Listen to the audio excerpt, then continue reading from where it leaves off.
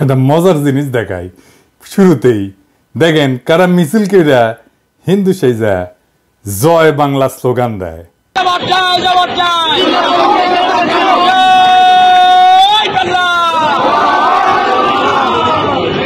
দেখেছেন স্লোগান দিয়ে আবার বুঝে ভুল হয়ে গেছে, তাই নিচে মুখ লুকায়। যাই হোক, রেকর্ড হিসেবে রাখলাম। আচ্ছা, এইবার দেখেন আলেম মৌলানারা কি বলতেছেন। হেফাজত নেতা আল্লামা জুনাইদ আল হাবিব সাহেব সবাইকে শান্ত থাকার জন্য নসিহত করতেছেন, সেটাও শোনেন। আমরা কোন উস্কানিতে সামনের দিকে অগ্রসর হব না, আমরা কোন উস্কানিতে পা দেব না, আমরা কোন ফাঁকা ফাঁদেও পা দেব না। আমাদের দেশ বাংলাদেশ, এই দেশকে সাম্প্রদায়িক সম্প্রীতি মুক্ত দেশ। যারা দুনিয়াব্যাপী প্রচার চালায় বাংলাদেশের মুসলমানেরা উগ্র, সাম্প্রদায়িক, দাঙ্গাবাজ, দেখেছেন সেই মুসলমান সম্প্রদায়ের ধর্মীয় নেতারা কেমন কইরা শান্ত থাকার আহ্বান জানাইতেছে। তবে আমার আজকের বিষয়টা ইসকন না, এই প্রসঙ্গে বইলে রাখলাম আর কি, চোখের সামনে আসলো তাই। আজকের বিষয় হইতেছে আমাদের মির্জা ফখরুল সাহেব। উনি তো কামান দাগিচ্ছেন। আসেন আমরা উনার কথা আগে শুনি। আমি কয়েকটা দিনে আমরা খুব উদ্বিগ্ন, ভয়াবহভাবে। আপনি চিন্তা করতে পারেন ধর্মকে কেন্দ্র করে কি উন্মাদনা শুরু হয়েছে বাংলাদেশে। আপনি চিন্তা করতে পারেন যে মুক্ত স্বাধীন মিডিয়ার জন্য, প্রেসের জন্য, সময় ভাবার জন্য আমরা এতদিন লড়াই করলাম, তারা অফিস পুড়িয়ে দিচ্ছে। এই বাংলাদেশকে আমি দেখতে চাই, আমিও দেখতে চাই না। উনি বলছেন যে বিএনপি দেশের পরিস্থিতি নিয়ে খুবই চিন্তিত। আচ্ছা, ভয়াবহভাবে উদ্বিগ্ন কেন? উনি বলছেন আপনারা চিন্তা করতে পারেন ধর্মকে কেন্দ্র কইরা কি উন্মাদনা শুরু হয়েছে বাংলাদেশে। আপনি চিন্তা করতে পারেন মুক্ত স্বাধীন মিডিয়ার জন্য, প্রেসের জন্য আমরা এতদিন লড়াই করলাম, তার অফিস পুরাই দিচ্ছে। তাই নাকি মির্জা ভাই? কুটি পুরানো হয়েছে। এই বাংলাদেশ তো দেখতে চাইনি, আমি অন্তত দেখতে চাই না। তাই নাকি মির্জা ভাই? পত্রিকা অফিস কই পুরানো হয়েছে? এই যে ধর্ম নিয়ে উন্মাদনা শুরু হয়েছে, কে করছে কন না কেন? ইসকনের কথা বলেন না কেন? ইসকন যে একজন রে কুপায় মারছে তার কথা বলেন না কেন? ভাসুরের নাম মুখে নিতে লজ্জা লাগে। ওই যে চট্টগ্রামের আইনজীবীরে কুপায় মারলো, কোনো বিবৃতি দিচ্ছেন? দেন নাই। প্রথম আলো ডেইলি স্টার নিয়ে একেবারে দিওয়ানা হয়ে গেছেন।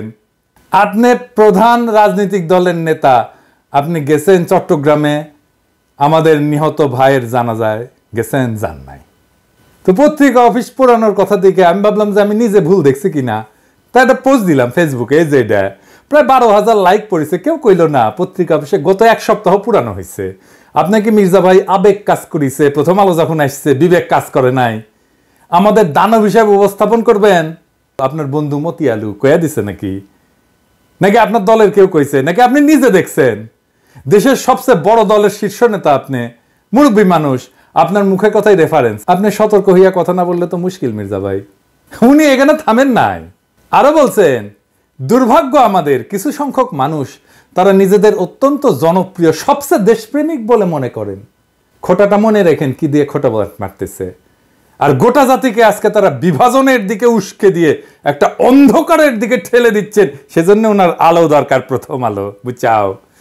আপনারা ঠান্ডা মাথায় চিন্তা করবেন যে যারা দেশকে বিভাজনের দিকে ঠেলছে, অনৈক্যের দিকে ঠেলছে, তারা আমাদের আসল শত্রু না মিত্র? আসলেই তো আমাদের দেখতে হবে বিভাজনের দিকে কে ঠেলিচ্ছে, এটা আমরা দেখবো। আইসেন, হ্যাঁ মির্জা ভাই খারান একটু হাইসেনি। আপনি বিভাজনের কথা কইছেন, আমি ইউজুয়ালি এইসব জায়গায় এসে একটা ডার্টি জোকস টোকস বলি, আপনার ক্ষেত্রে সেটা বলবো না, এইটা ঝামেলায় হয়ে গেল। যাই হোক, বিভাজন কে করিছে? আপনি কি বলেছেন জামাতকে নিয়ে? দেখেন, জামাতের পক্ষ থেকে আসা বক্তব্যের বিপরীতে তিনি বলছেন যারা ভোটে জিততে পারবে না, সরকার চালাইতে পারবে না, তারা এসব কথা বলে। একসময়ের জোট সিংকে কি তাচ্ছিল্য! আপনারা সেনা প্রধানের ডাক পাইয়া যে ড্যাং ড্যাং করতে করতে ক্যান্টনমেন্টে গেলেন, তারপর একটা তত্ত্বাবধায়ক সরকার বানালেন, ধ্বজভঙ্গ উপদেষ্টা দিয়ে খুঁজে খুঁজে বের করে আসছেন।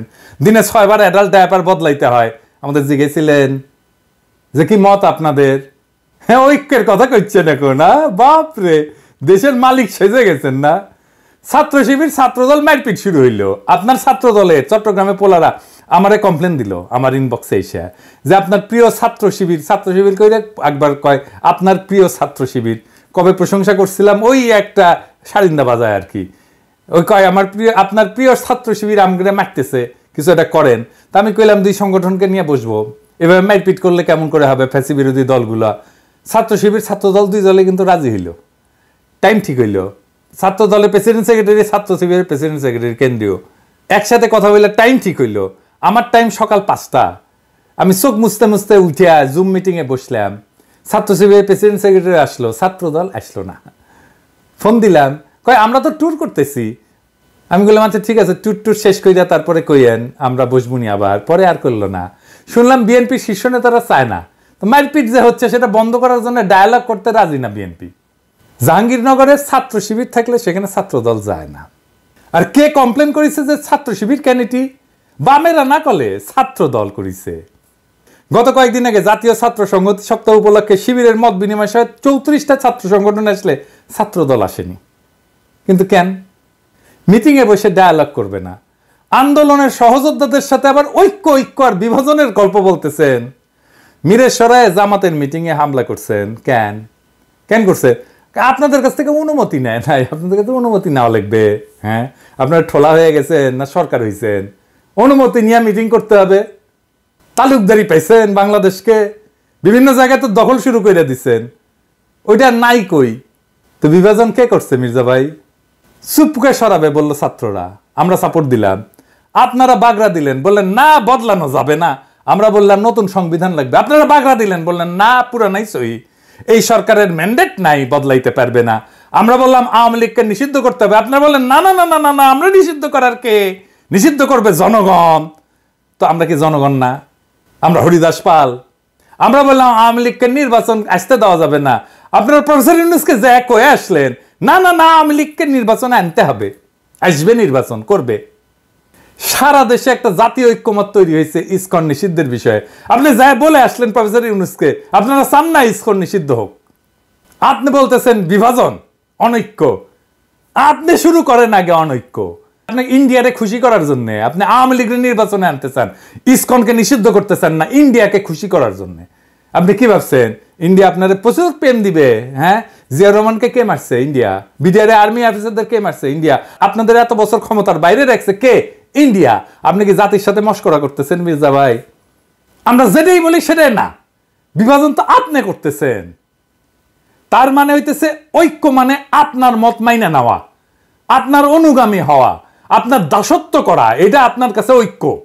হাসিনা আমাদের বলতো উন্নয়ন বিরোধী আর আপনারা ক্ষমতায় যাইতে না যাইতে নতুন টার্ম আবিষ্কার করেছেন ঐক্য বিরোধী বাহ খুব মসৎকার ঐক্য মানে কি জি হুজুর করা আপনার সব কথায় আমরা কি আপনার দলের কর্মী যে থাপ্পড় দিবেন সবার সামনে আর আমরা বলবো আহা আহা কত্তা আমাকে থাপ্পড় মারিছে দেখিস আমাকে কত আদর করে বাপের মতো শাসন করে এটা কমো আপনি কি আসলেই প্রকাশ্যে কাউরে থাপ্পড় মারতে পারেন না পারেন না কোন এথিক্যাল মডার্ন স্ট্যান্ডার্ডে আপনি পারেন না আপনারা গান্ধী বইলা ট্রল করতো পাবলিকে জানেন কিনা জানি না আপনি থাপ্পড় মাইরা সে ট্রল করা বন্ধ করে দিলেন আপনি দেশের ঐক্যের কথা বাদই দেন আপনি দলের ভিতরে ঐক্য রাখতে পারছেন আসেন দেখি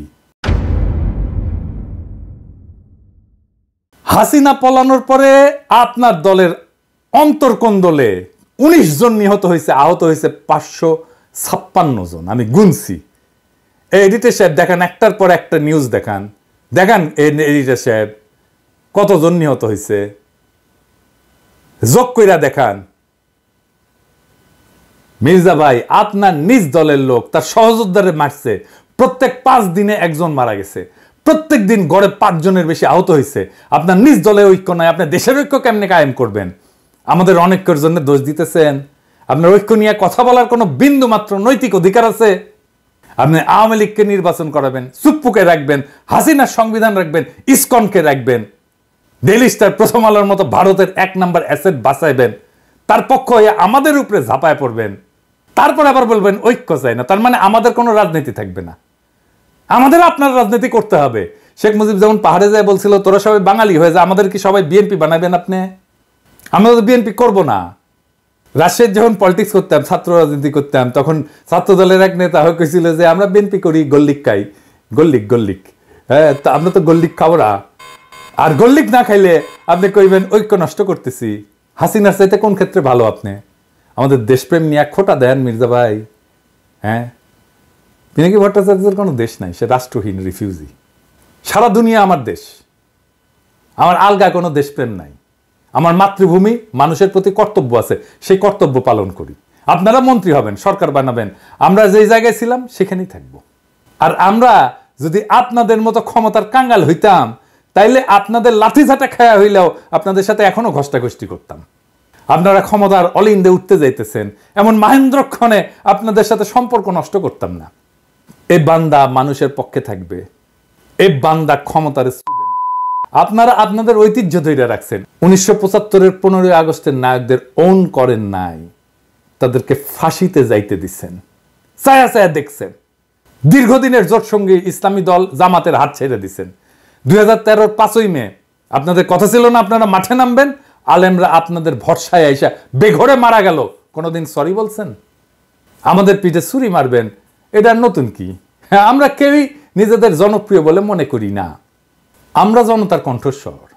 যে কণ্ঠস্বর আপনারা শুনতে চান না, সেই কণ্ঠস্বর জনতার নেতা বানায়।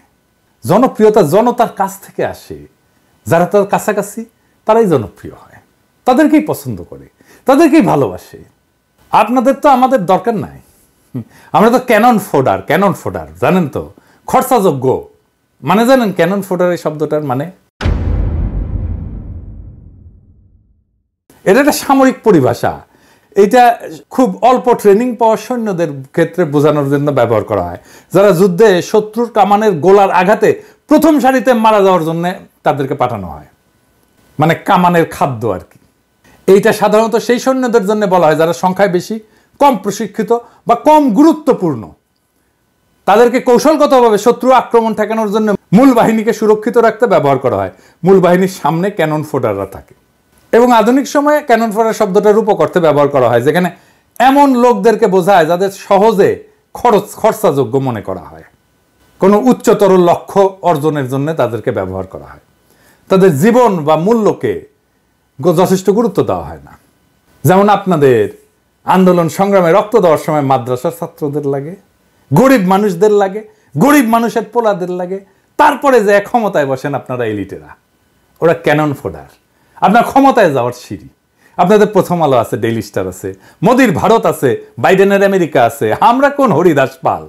আমরা সেই প্রথম সারির সৈনিক। আমরা নির্বাসনে থাকবো, আমরা মইরা গিয়া আপনার ক্ষমতায় যাওয়ার সিঁড়ি তৈরি করে দিব। রাত নাই দিন নাই অ্যাক্টিভিজম করব। তারপরে আমাদেরকে পিঠে ছুরি মেয়েরা আপনারা তার উপর দিয়ে যে সিংহাসনে বসবেন। আপনাদের লজ্জা হইল না নবাবের আমন্ত্রণে যে লড়াইয়ের সাথীদের বিরুদ্ধে কথা বলতে? নবাব মানে সংবাদপত্র মালিকদের সংগঠন। এর প্রেসিডেন্টকে জানেন? সেই দুর্বৃত্ত ব্যবসায়ী একে আজাদ। এডিটর সাহেব দেখান তার ভিডিও। প্রথমত আমি তোমাকে চাই, শেষ পর্যন্ত তোমাকে চাই, আবার দেখান। মাননীয় প্রধানমন্ত্রী, আমরা উন্নয়নশীল দেশ থেকে মধ্যম আয়ের দেশে উন্নীত হতে যাচ্ছি। অনেক অসম্ভব আপনি সম্ভব করেছেন। ব্যবসায়ীরা নিরাপদে ব্যবসা করতে পারছেন। আপনি রাজনীতিক স্থিতিশীলতা এনেছেন। স্থিতিশীলতাই সমৃদ্ধি ও শান্তি আনে। এই জন্যই বলি শেখ হাসিনার সরকার বারবার দরকার। তাই শিল্পী কবির সুমনের জনপ্রিয় গানের ভাষায় বলতে চাই, প্রথমত আমি তোমাকে চাই, শেষ পর্যন্ত আমি তোমাকে চাই, ভীষণ অসম্ভবও তোমাকে চাই। জয় বাংলা, জয় বঙ্গবন্ধু। এর আমন্ত্রণে যে এক কথা বলে রাজনৈতিক দলের লোকেরা। নবাবের মিটিংয়ে তো আপনাদের যা প্রশ্ন করা উচিত ছিল যে ফ্যাসিবাদের সময় অধিকাংশ গণমাধ্যম মালিক খুনি হাসিনা সরকারের পক্ষ নিছে, এই বিষয়ে নবাবের বক্তব্য কি? আপনাদের তো প্রশ্ন করা উচিত ছিল হাসিনার দুঃশাসনে বন্ধ করে দেওয়া পত্রপত্রিকা, টেলিভিশন চ্যানেলগুলোর ক্ষেত্রে তখন নবাবের ভূমিকা কি ছিল? আমার দেশ বন্ধ হয় নাই? সংগ্রামের সম্পাদককে তার অফিস থেকে টাইনে নিয়ে আসে মাইরা পুলিশে দেওয়া হয় নাই? কেন তারা এ নিয়ে প্রতিবাদ করে নাই? সেই নীরবতা ফ্যাসিস্ট সরকারকে সমর্থন জানানো না? দিগন্ত টেলিভিশন বন্ধ হয় নাই? বেশিরভাগ গণমাধ্যম মালিক সাংবাদিকতার পেশার সাথে সরাসরি জড়িত না, কিন্তু মালিক বইনে বসছেন। তারা বছরের পর বছর লোকসানের অজুহাত দেখায়, সাংবাদিক এবং সংবাদকর্মীদের ন্যায্য মজুরি এবং প্রাপ্য সুবিধা থেকে বঞ্চিত করে। তাহলে কোন স্বার্থে তারা কোটি কোটি টাকা লোকসানের পরেও গণমাধ্যমে বিনিয়োগ করতেই থাকেন? দেশের মানুষ এই রহস্যের উত্তর জানতে চায়। প্রথম আলো, ডেইলি স্টার স্বাধীন সাংবাদিকতা করে? আসেন আমরা ঠিক এই নোয়াবের এই প্রোগ্রামের নিউজটা দেখি, সেটাই পর্যালোচনা করি। এইখানে প্রথম আলো নিউজ করছে, এখানে যারা আমাদের গেলাইছে তাদের কোট করছে। দেখেন এডিটর সাহেব, দেখেন কে গেলাইছে, নামগুলো দেখান। মনে হচ্ছে সবাই আমাদের গেলাইছে যারা গেছিল, তাই না? আচ্ছা দেখেন, এবি পার্টির মুজিবুর রহমান মঞ্জু কি বলছিল এই প্রোগ্রামে, পুরোটাই শুনেন। আমি খোলামেলা ভাবে বলছি, প্রথম আলোর বিরুদ্ধে অভিযোগ কি, ডেইলি স্টারের বিরুদ্ধে অভিযোগ কি? যারা অভিযোগ দিয়েছেন দুই পক্ষকে নিয়ে কি বসা যায় না? কেউ কি বসার উদ্যোগ নিয়েছেন? বসেন, কথা বলেন। যদি সত্যিকার অর্থে আমাদের কোনো ব্যাড রিপোর্টিং এর কারণে কেউ যদি ক্ষতিগ্রস্ত হয়, আমরা কেন তাকে সরি বলবো না? কেন সেটা সমাধান করব না? আমরা যে জিনিসটা টেবিলে সমাধান করা যায় সেই জিনিসটাকে আমরা মতাদর্শিক দ্বন্দ্ব, ব্যবসায়িক দ্বন্দ্বে রূপান্তরিত করি। মুজিবুর রহমান মঞ্জুর এই কথা আছে এখানে, লিখছে এই কথা, লিখে নাই। এটাই হইতেছে ন্যারেটিভ তৈরি। মুজিবুর রহমান মঞ্জুর কথা সাপ্রেস করছে, ঢাইকা দিছে, তার কণ্ঠস্বরকে ঢাইকা দিছে। নাগরিক কমিটির নাসির গেছিল, সকল ইসলামী দল গেছিল, তারা ভালো বক্তব্য দিছে, আমরা শুনছি কে কি বলছে, তাদের ধন্যবাদ জানাই। কিন্তু প্রথম আলোর মতির দ্বন্দ্ব যারা মালিশ করছে তাদের আমরা ক্ষমা করব না। মির্জা ভাই ওবায়দুল কাসের বলছিল না যে পালাবো না, দরকার হইলে মির্জা ফখরুল সাহেবের বাসায় যে উঠবো, ঠাকুর গায়ে একটা বাসা আছে না?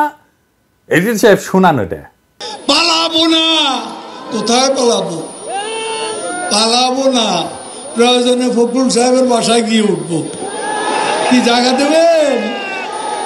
না হলে ঠাকুর গায়ের বাড়ি আছে না, ওই বাড়িতে গিয়ে উঠবো। আমার ধারণা ওই কাউয়া কাদের কাউয়া সাউন্ড দেন, মনে হয়েছে কাউয়ার সাউন্ড দেন। হ্যাঁ, আরো জোরে দেন। হয়েছে।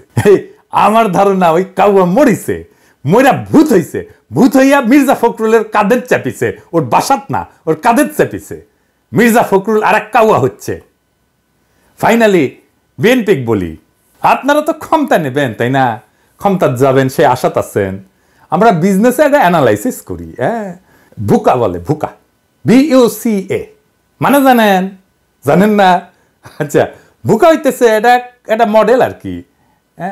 সেটা হইতেছে যে কোনো প্রতিষ্ঠান বা যে কোনো কার্যক্রম পরিচালনার ক্ষেত্রটা অস্থিতিশীল এবং সবসময় জটিল পরিবেশের মধ্যে থাকে। ভুকা শব্দটা একটা বিশেষ বৈশিষ্ট্যের প্রতিনিধিত্ব করে আর কি। ভিতে হচ্ছে ভোলাটিলিটি, অস্থিতিশীলতা। ইউতে হইতেছে আনসার্টেনিটি, মানে অনিশ্চয়তা, ভবিষ্যতের ঘটনা বা ফলাফল সম্পর্কে অস্পষ্টতা। সিতে হচ্ছে কমপ্লেক্সিটি, মানে জটিলতা, আমরা তো জানি।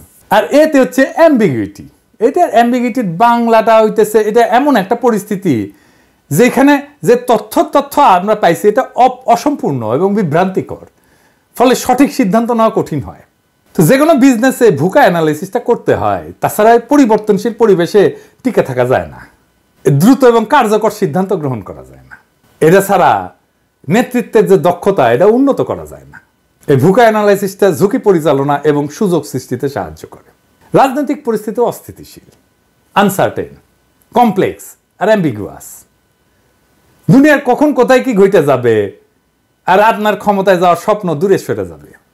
হ্যাঁ, কখন কোন উপদেষ্টার মনে হবে যে এইবার ইসকনের নেতারে গ্রেপ্তার করি, তারপরে এটা মারপিট হবে, তারপরে খুনাখুনি হবে, কেস অন্যরকম হয়ে যাবে। আমি অনেক আগে থেকে বলতেছি প্রফেসর ইউনূসের সরকার ফেল করার রাস্তায় হাঁটতেছে, বলি না?